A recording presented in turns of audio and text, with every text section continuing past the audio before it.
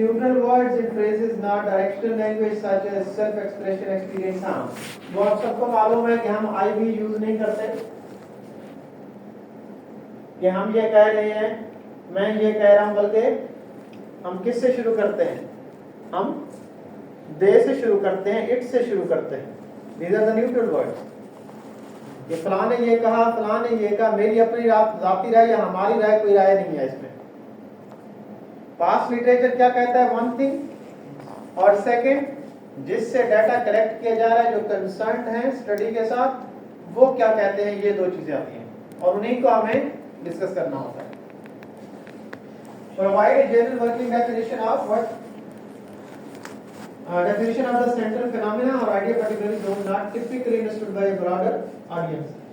ये broad audience, इसमें ये भी देखें कि आपने ऑपरेशनल डेफिनेशन का नाम सुना होगा कभी? क्या होती है ऑपरेशनल डेफिनेशन? जब वेरिएबल्स को ना उसमें फिट किया जाता है या उसको जनरलाइज करने के लिए वो मतलब उसको किसी के साथ लिंक किया जाता है. हाँ जी, वही जैसे हम देखते हैं, जैसे थेरी से या उससे फिर रिलेट करते हैं कि जो वेरिएबल्स दिए हैं हमने कि किस बेस पे उनको, जैसे अगर किसी थेरी में वो चीज़ें डिस्कस. सर साथिया. सादिया जी. सर मुझे तो कोई. ओके, ऑपरेशनल डेफिनेशन होती है कि आप जो आइडिया, जो वेरिएबल, जो कॉन्सेप्ट ले रहे हैं उसको डिफाइन कर दें, उसकी बाउंड्री सेट हो जाए. आप लोगों को आरओए और आरओई का पता है फाइनेंस की टर्म में? Return on investment. नहीं, रिटर्न ऑन हाँ इन्वेस्टमेंट, आरओआई और आरओई रिटर्न ऑन इक्विटी. नहीं, आरओए रिटर्न ऑन एसेट्स और आरओई रिटर्न ऑन इक्विटी. ये दो टर्म यूज होती हैं और दोनों प्रॉफिट को मेजर करने के लिए यूज होती हैं. एक रिसर्चर ने रिसर्च स्टडी कंडक्ट की और उसने परफॉर्मेंस को मेजर किया थ्रू आरओए और एक ने मेजर किया थ्रू आरओई. अब अगर वो ना बताता कि मैं, अगर वो ये बता दे कि मैं परफॉर्मेंस को मेजर कर रहा हूं थ्रू आरओए, इसका मतलब है कि उसने परफॉर्मेंस को ऑपरेशनलाइज कर दिया, उसकी बाउंड्री लगा दिया, उसे इंसर्कल कर दिया कि मेरा मतलब परफॉर्मेंस से आरओए मतलब है. अगर कोई पढ़ेगा तो उसे पता होना चाहिए कि मैंने परफॉर्मेंस को आरओए की बेस के ऊपर जो है वो मेजर किया है. मैंने आरओई यूज नहीं किया ताकि पढ़ने वाले रीडर को या बेनिफिशियरी को वो इसका गलत मीनिंग ना ले ले. अब देखो एक और चीज है, परफॉर्मेंस को प्रॉफिट से भी मेजर कर सकते हैं, परफॉर्मेंस को सेल से भी मेजर कर सकते हैं. ऐसा है कि नहीं है? तो आप बता दें. अब आपको बताना होगा कि मैंने प्रॉफिट से मेजर किया है या मैंने सेल से मेजर किया है. इसमें इसका मतलब मैंने परफॉर्मेंस को क्या कर दिया है, मैंने बाउंड्री लगा दी है ताकि रीडर को, पढ़ने वाले को या कंसर्न जो अथॉरिटी है, जो स्टेक होल्डर से पता चल जाए कि एक्चुअली ये किस कॉन्टेक्स्ट तक की बात है, ताकि वो इसको ज्यादा जनरलाइज ना कर सके. ओके, नेक्स्ट क्या है? Include words that indicate the strategy of inquiry to be used in data collection, analysis and the process of research. और याद रखिए कि हर एक रिसर्च टाइप के अंदर वर्डिंग अपनी होती है. क्वांटिटेटिव की वर्डिंग अपनी होती है और क्वालिटेटिव की अपनी होती है. तो जो वर्ड स्पेसिफिकली यूज होते हैं हमें वही यूज करने चाहिए. उससे ये होता है कि जो रीडर होता है, ये जो एक्सपर्ट ऑफ द फील्ड होता है या खासतौर पर रिव्यूअर और एग्जामिनर ऑफ द थीसिस होते हैं, reviewers of the articles and examiners of the thesis होते हैं, तो वो इस बात को देखते हैं कि एक्चुअल में इसको वो टर्मिनोलॉजीज भी पता है जो एक्चुअली ये स्पेसिफिकली इसके लिए यूज होती है.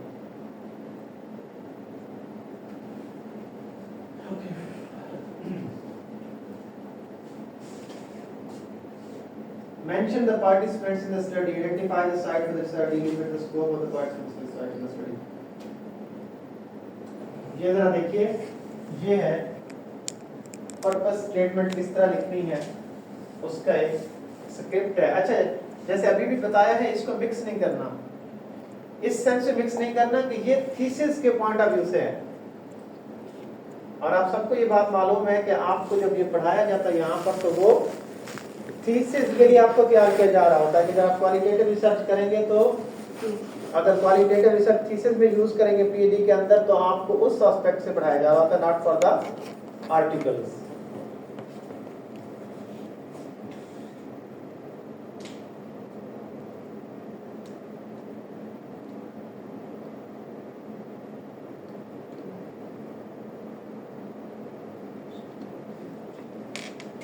ये words inquiry, understand, explore, develop, ये क्वांटिटेटिव स्टडी के अंदर यूज नहीं करते।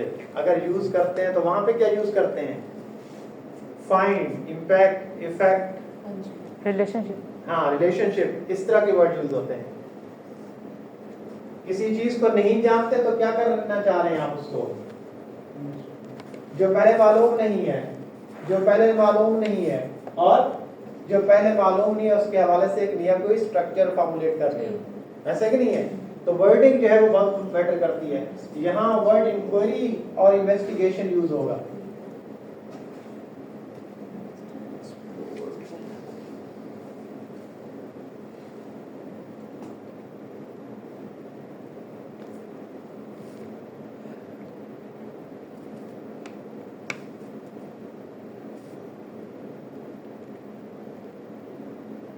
और आखिर पे उसने क्या किया है? The central phenomena being studied in the subject matter will be generally defined as provide a general definition, जिसको हम operational definition कह रहे हैं। तो precisely आपने उसको define करना है कि आप इसको क्या meaning दे रहे हैं, आप इससे मतलब क्या है।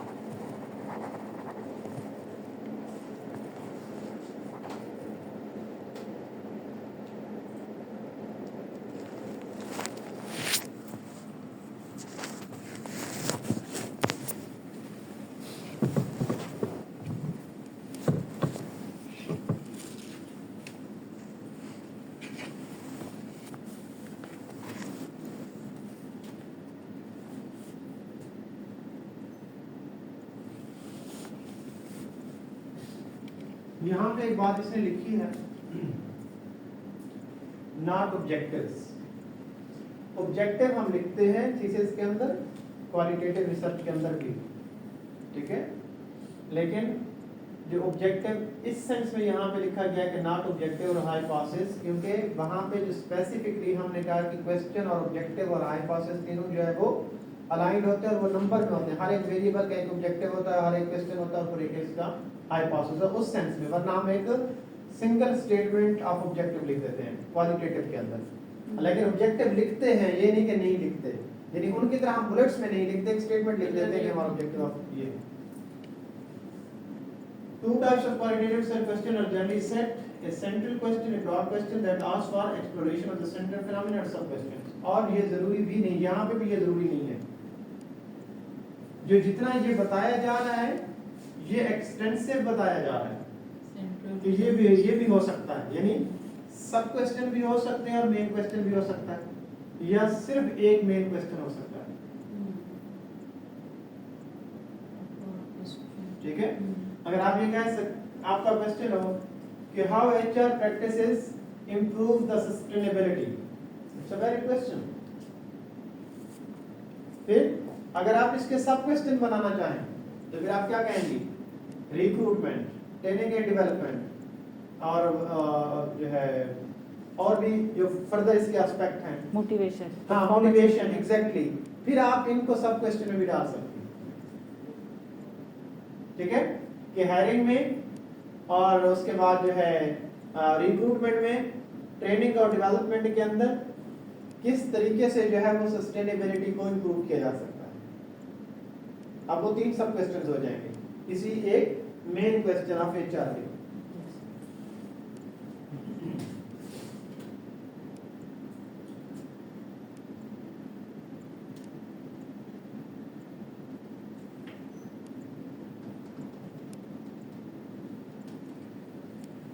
बाय द वे लिमिट नहीं होती इसकी, आमतौर पर लिमिट नहीं होती, लेकिन ये समझा जाता है कि अगर इससे ज्यादा क्वेश्चंस होंगे तो उस स्टडी को कंट्रोल करना या कंडक्ट करने के लिए टाइम और रिसोर्सेज चाहिए, जो आमतौर के ऊपर आप नहीं कर सकते, यानी आप उसको इतनी ब्रॉड लेवल के ऊपर नहीं स्टडी कर सकते, तो आप उसको स्पेसिफाई करें और मैक्सिमम इतने सब क्वेश्चन क्रिएट कर सकते हैं।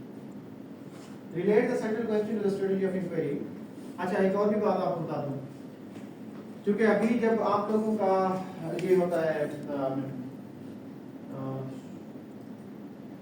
आप लोगों का 3 सेमेस्टर सब्जेक्ट पढ़ने के बाद क्या होता है? कॉम्प्रिहेंसिव। कॉम्प्रिहेंसिव के बाद आप लोगों का जो इंटरव्यू होता है, जी। उसको क्या कहते हैं, वाइवा। वाइवा जो होता है, हाँ, उसके लिए भी आपका ये सब्जेक्ट के अंदर अगर आप में से कोई कह देता है या आपसे कोई पूछता है, क्योंकि उस वक्त आपने अभी अपना टॉपिक ऑफ इंटरेस्ट आपके जहन में होता है, आपने कुछ ना कुछ पढ़ा होता है कि मैं किस चीज़ पे रिसर्च करूँगा। तो अगर आप क्वालिटेटिव रिसर्च कर रहे होंगे तो फिर ये सारी चीज़ें जो यहाँ पे डिस्कस की हुई हैं इसके हवाले से आपसे पूछा जाएगा, ठीक है। इसलिए इसको इस सेंस में भी देखना है कि वहाँ पे ये क्वेश्चन भी आपसे होंगे। अगर कोई क्वांटिटेटिव में कर रहा होगा, उसका सुपरवाइजर ने से कहा कि क्वांटिटेटिव में करो, सुपरवाइजर अलर्ट हो गया है, या आपके अपनी इंटेंशन है, आपने कुछ रिसर्चेस पढ़ी हैं, फिर आप कहते हैं मैं क्वांटिटेटिव रिसर्च करूंगा, तो फिर आपसे मैक्सिमम क्वांटिटेटिव के क्वेश्चन पूछे जाएंगे। और ये भी पूछा जाएगा कि क्वांटिटेटिव जो करना चाह रहे हैं क्वालिटेटिव क्यों नहीं करना चाह रहे, then you must justify yourself.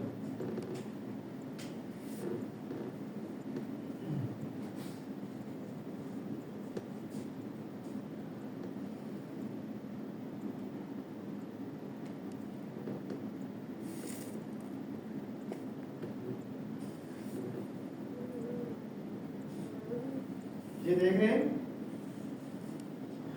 ये है डायरेक्शनल वर्ड्स और ये क्वांटिटेटिव के अंदर आपको नजर आते हैं। Impact, affect, influence, determine, cause, relate, ऐसा है कि नहीं है? तो आप क्वालिटेटिव के अंदर डायरेक्शनल वर्ड्स यूज नहीं कर सकते। आपकी इंक्वायरी है और आप व्हाट, हाउ एंड व्हाई से क्वेश्चन कर सकते हैं। Use open ended question without reference to the literature और थ्योरी।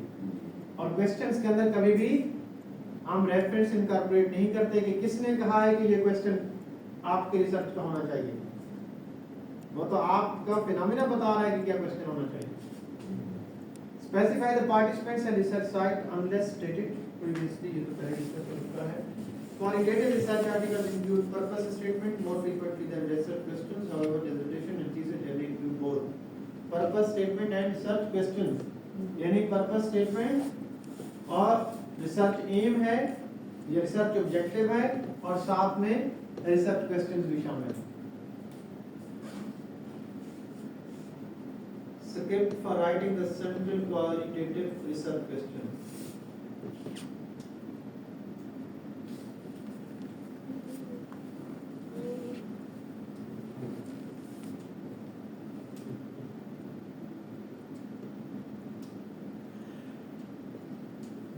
ये पढ़िए, ये जितने भी हमारे रिसर्च क्वालिटेटिव के रिसर्च डिजाइन है उनके हवाले से क्वेश्चन किस तरह स्टार्ट होता है वो देखें, उसमें स्पेसिफाई भी कर दिए हैं कि किससे रिलेटेड है। What is the story for, किसके लिए, अगर नैरेटिव रिसर्च है और अगर फिनोमेनोलॉजी है तो theory that explain the process of, इसका मतलब है कि अगर grounded theory approach design research design आप यूज कर रहे हैं तो, और कल्चर शेयरिंग पैटर्न, एथनोग्राफी आपको याद होगा कि हमने कहा कि सिर्फ कल्चर को स्टडी करने के लिए हम एथनोग्राफी की जो रिसर्च डिजाइन है वो यूटिलाइज करते हैं। Issue in the case for, वो प्रॉब्लम या इश्यू या phenomena in the case of any particular industry, particular individual, particular society के ऊपर वो जो केस स्टडी है। जैसे हम जो करने जा रहे हैं उसमें हाउ और व्हाट इस तरह का आंसर आएगा। हमारे यहाँ नैरेटिव भी हो सकता है और हमारे यहाँ ज्यादातर नैरेटिव और फेनोमेनोलॉजी, सही कह रही हैं, ज्यादातर केसेस में ग्राउंडेड थ्योरी बहुत डिटेल्ड चीज है। हाँ, उसके अंदर अब जो कॉन्सेप्ट मैंने आज आप लोगों को एक वर्ड भी लिखवाया था, थ्योरी एसोसिएशन का दरमियान में जो है वो अब एक कॉन्सेप्ट है। मेरे जो प्रोफेसर हैं सेकेंडरी के, उनके जो प्रोफेसर थे university of southern Queensland Australia के अंदर, तो वो भी क्वालिटेटिव रिसर्च के बाबे और गुरु माने जाते हैं। तो वो उन्होंने एक टर्म जो है वो निकाली थी theory association instead of grounded theory, क्योंकि ग्राउंडेड थ्योरी तो वो है जो हम और आप आम तौर के ऊपर जो हमारे सामने थ्योरीज हम पढ़ते हैं एक्चुअल में वो इसी प्रोसेस के थ्रू बनी है, जो कि बहुत लेंथी प्रोसेस है और ये बहुत बड़ी पिक्चर है, ठीक है। इसीलिए वो कहते थे कि आप ग्राउंडेड थ्योरी की बजाय आप जिस तरह रिसर्च करते हैं तो तरीकाकार कुछ इसी तरीके का होता है, प्रोसेस यही आप फॉलो करते हैं ग्राउंडेड थ्योरी का, लेकिन आप उसे वर्ड थ्योरी एसोसिएशन का यूज करें।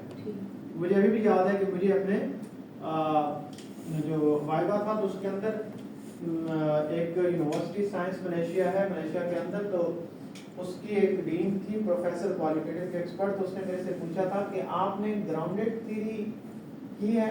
आई सेड कि नो। उसने कहा फिर आपने क्या किया है? मैंने कहा कि मैंने थ्योरी एसोसिएशन की है। फिर उसने पूछा है कि मेरे नॉलेज में ये बात नहीं है कि थ्योरी एसोसिएशन क्या होती है। तो फिर मैंने उसे बताया कि ये प्रोफेसर हैं और उन्होंने ये आइडिया दिया और मेरे प्रोफेसर ने बताया और हमने फिर इस वर्ड को इनकॉर्पोरेट किया। हमने ग्राउंडेड थ्योरी नहीं लिखा बल्कि हमने थ्योरी एसोसिएशन लिखा है।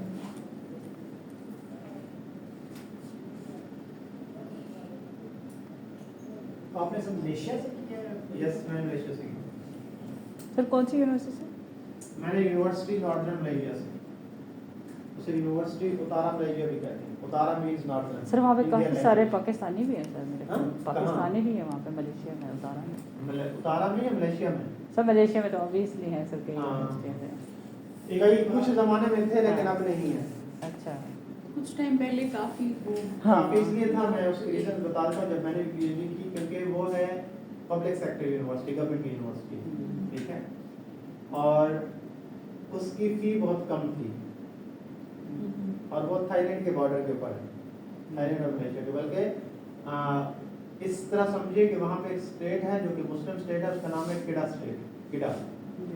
और महातिर मोहम्मद भी वहीं का ही है। एक्चुअल महातिर मोहम्मद ने ही वो यूनिवर्सिटी बनाई है। उनका कोई कॉन्फ्लिक्ट था थाईलैंड के साथ, तो उन्होंने क्या कि यहाँ जो लड़ाई होती है तो इंटरनेशनल लेवल के ऊपर अपने मुद्दे को उठाने के लिए और जस्टिफाई करने के लिए उन्होंने एक बड़ी यूनिवर्सिटी बना दी, क्योंकि पूरा सिटी है, पूरा सिटी है, यूनिवर्सिटी नहीं है। और वो कप की तरह है, पूरा जो है वो पहाड़ों के अंदर गिरा हुआ है, एक तरफ से इसकी एंट्री है। तो वो यूनिवर्सिटी इस वक्त वो मलेशिया में 5th to 6th नंबर पे है। जिस बिजनेस स्कूल के अंदर मैंने उसके बिजनेस स्कूल के अंदर मैंने पीएचडी कर रखी है, वो इस वक्त पाकिस्तान दुनिया की क्यूएस रैंकिंग के अंदर 150 to 200 business school of the world में आता है। वो उसने बहुत ग्रोथ किया, हालांकि उसकी लाइफ शायद इतना यूनिवर्सिटी जितनी है, 25 इयर्स ओल्ड हो गई, तो नहीं 5 साल और ऊपर हो गए, 30 इयर्स, 96 में बनी है।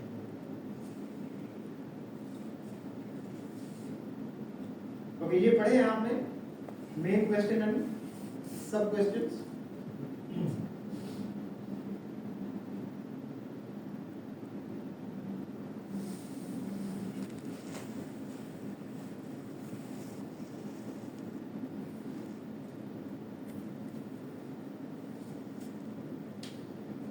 यहाँ पे उसने एग्जैक्ट फिनोमिना को ही जो है वो उसका क्वेश्चन किया है, पूरे के पूरे जनरल जो है वो क्वेश्चन उसने किया है।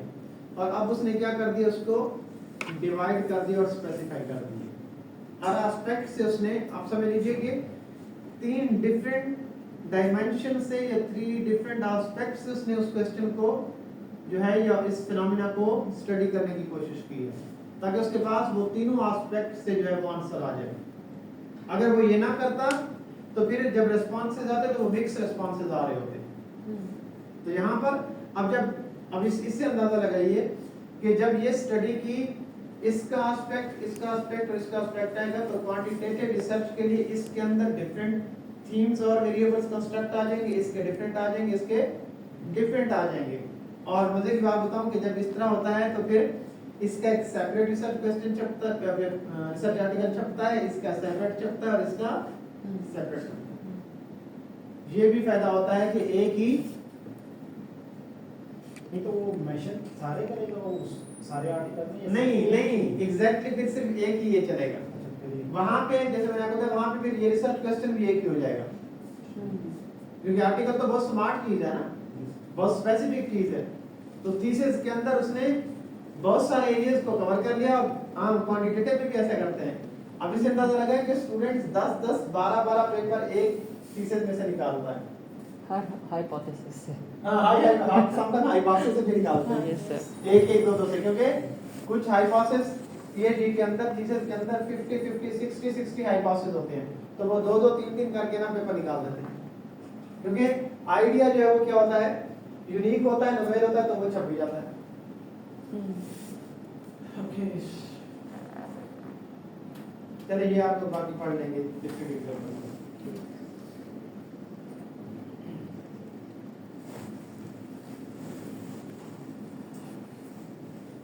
टाइम तो नहीं हो गया? सभी है हाँ। 20 minutes। Selecting the best fit qualitative method,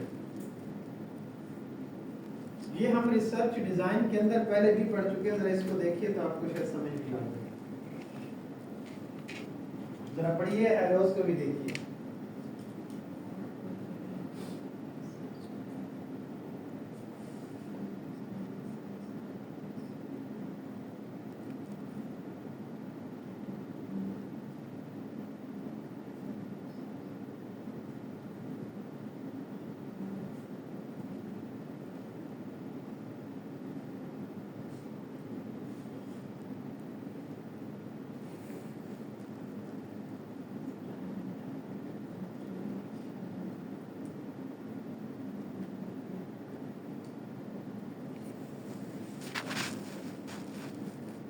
ये सारी हम पहले पढ़ चुके हैं ना, जी।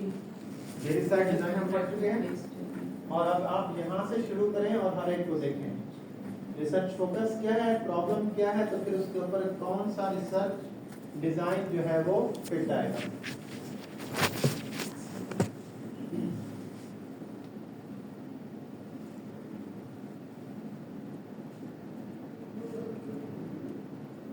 पहले वाला क्या था, स्टोरी टेलिंग थी।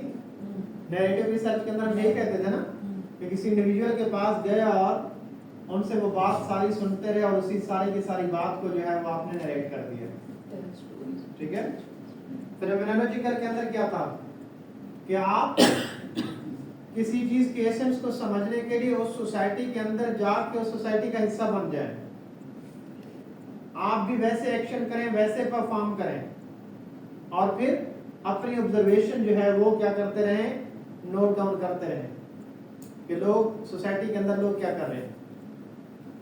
और ग्राउंडेड थ्योरी के अंदर क्या है कि मल्टीपल पीपल से आपने पार्टिसिपेंट से व्यूज लिए, उनकी ओपिनियन ली कि व्हाट इज रियलिटी, और हर एक के एस्पेक्ट्स को हमने क्या किया, कलेक्ट किया और उससे पता चला कि इसमें कॉमन कौन से हैं और नॉन कॉमन कौन से हैं।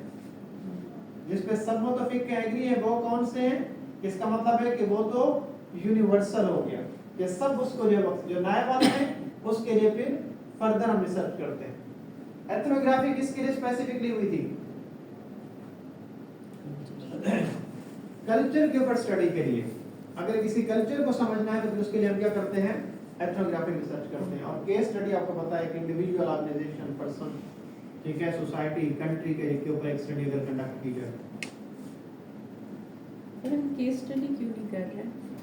जी, केस स्टडी कौन सा बेहतर रहता है? जैसे भी हम करेंगे तो हम जैसे इंटरव्यूज वगैरह उस पे वो कौन वो नैरेटिव में आ जी जाएगा। जी जी उस पर डिपेंड करता है कि आपकी जो फिनोमेना है जो डिस्कस कर रहे हैं वो क्या है।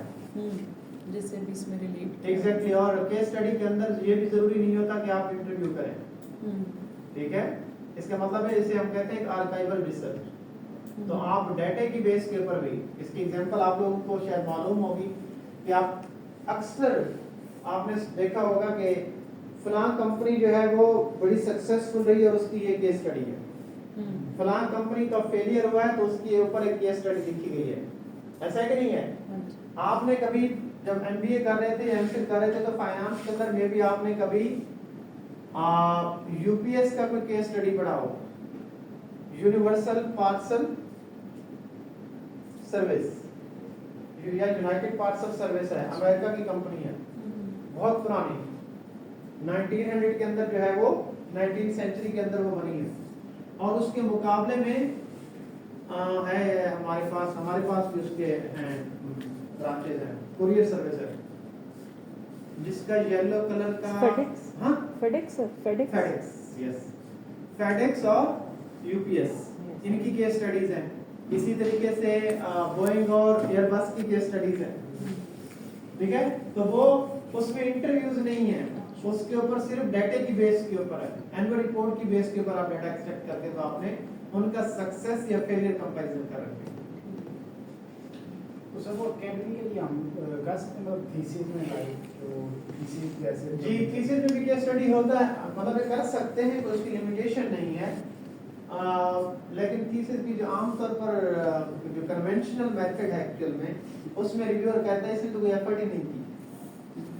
लेकिन अदरवाइज आपको मालूम है कि पर्सनैलिटीज के ऊपर जो थीसिस लिखे जाते हैं, हाँ जी, पता है ना आप लोगों को, वो भी केस स्टडी अप्रोच होती है। अच्छा।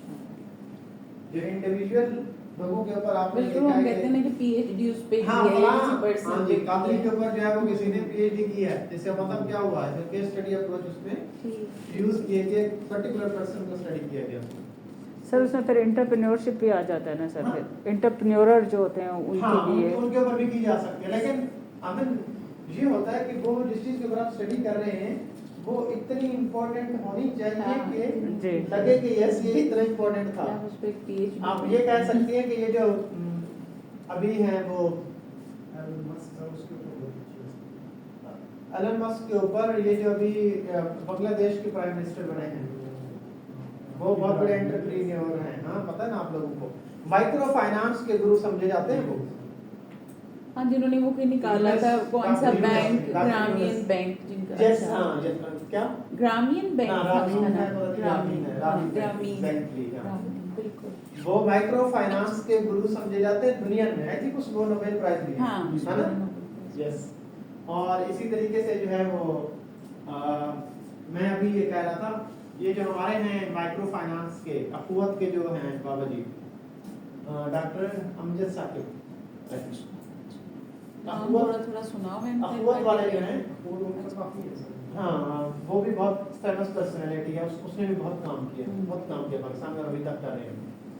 आपको मालूम है अभी इस वक्त गवर्नमेंट ने उनकी जो है वो ट्रांसपेरेंसी की वजह से गवर्नमेंट ऑफ पंजाब ने उनको प्रोजेक्ट दिया हुआ है कि आप जो है वो जो लोन वाली स्कीम है माइक्रो फाइनेंस की, अच्छा, वो उन्हीं को दी है कि पैसे बैंक ऑफ पंजाब आपको देगा और आप जो है वो आगे लोगों में ये कौन डिजर्व करता है, क्राइटेरिया आप फिट करें कि किसको मिलना चाहिए और फिर आप उससे रिकवर कीजिएगा इंटरेस्ट फ्री उसने कर्ज हंसना की शक्ल। सर हम इस पे ये भी तो कर सकते हैं अभी, जैसे कि आर्टिफिशियल इंटेलिजेंस का जो रोल है सीईओ से, कि वो कितना इम्प्लीमेंटेशन हो रही है या ऑर्गेनाइजेशन में कितना यूज हो रहा है, उन्होंने इम्प्लीमेंट किया है नहीं किया सर?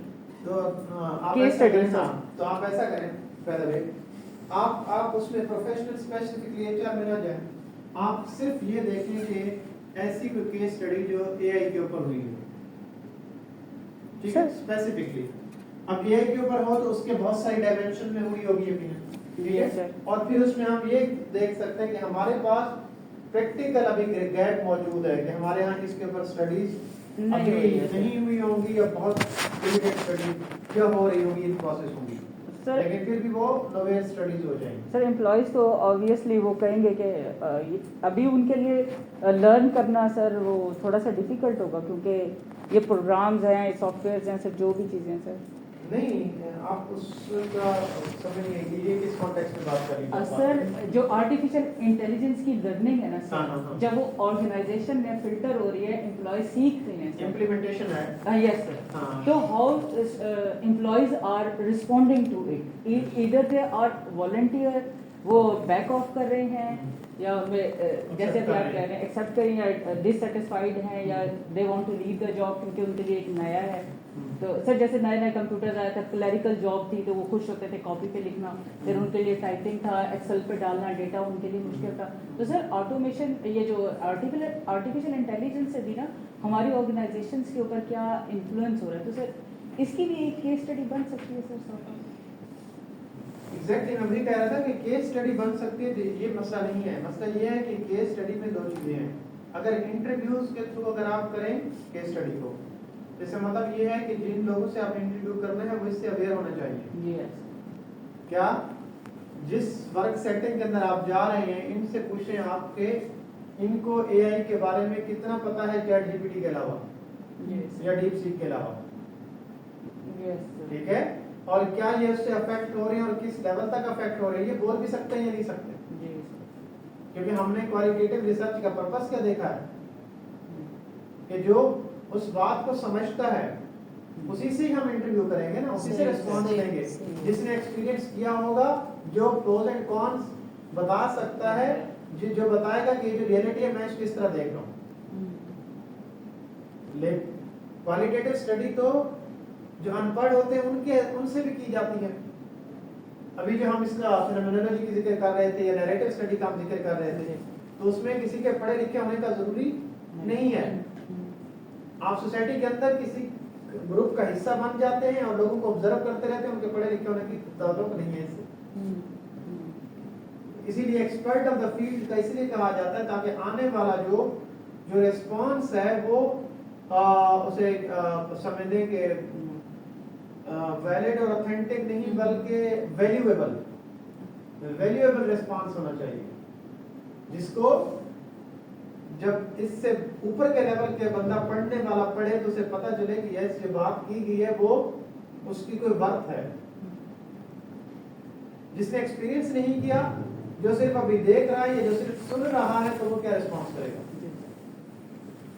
ठीक है, तो यही बात है ना कि कुछ अर्से तक जब कोई चीज प्रिवेल नहीं करती तब तक आप उसके ऊपर जो है वो अपनी राय कायम नहीं कर सकते। तो राय कायम करने का यही मतलब है कि मैंने एक चीज ऑब्जर्व की है, मैं उस चीज का हिस्सा रहा हूं, एज अ कंपोनेंट पार्ट रहा हूं, और फिर मेरी उसके बारे में क्या ओपिनियन आई है, मैंने क्या उस अपने ऑब्जर्वेशन को वर्डिंग में आप कन्वर्ट किया और आपको बताया कि मैं ये समझता हूं। तो स्टडी जनरल कॉन्टेक्स्ट में भी हो सकती है, यानी जैसे मैंने अभी आपको कहा कि इसकी सक्सेस के ऊपर स्टडी हो सकती है, इसकी फेलियर के ऊपर स्टडी हो सकती है, इसकी ये अभी इसका जो है वो एक मैडम थी वहाँ कराची में मेरे पास साइकोलॉजी की, तो उसको पता चला कि मैं क्वालिटेटिव रिसर्च में, तो हमने वहाँ पे एक स्टडी की, वो इस बेस पे की कि भाई जो ये चैट जीपीटी है ये हमारा एजुकेशन सिस्टम को किस तरह डिस्ट्रैक्ट कर रही है। ठीक है, अब आपने देखा है कि बच्चे जो है वो असाइनमेंट्स, अब मैंने प्रेजेंटेशन दी हुई थी आईबीएफ की और बच्चे ने प्रेजेंटेशन उसी से बनवाई है, तो जब वो मेरे सामने आया मैंने कहा ये प्रेजेंटेशन तुम्हारी नहीं है। तो पहले वो मैं करने लगा, तो मैंने कहा कि मैंने ऐसे थोड़ा थ्रेट किया, मैंने कहा मुझे लगता है कि अगर मैं आपको यही पीपीटी अभी मेरे लैपटॉप में पड़ी हो तो आप मानेंगे कि वाकई ये किसी से उसके बनी हुई है।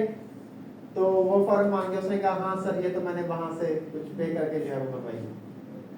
मैंने कहा जो आप बनाते हैं बीएस के स्टूडेंट तो उसकी पीपीटी पता चल जाती है कि कैसे बनाते हैं, ऐसी पीपीटी आप नहीं बनाते जिस तरह का कंटेंट डाला हुआ है।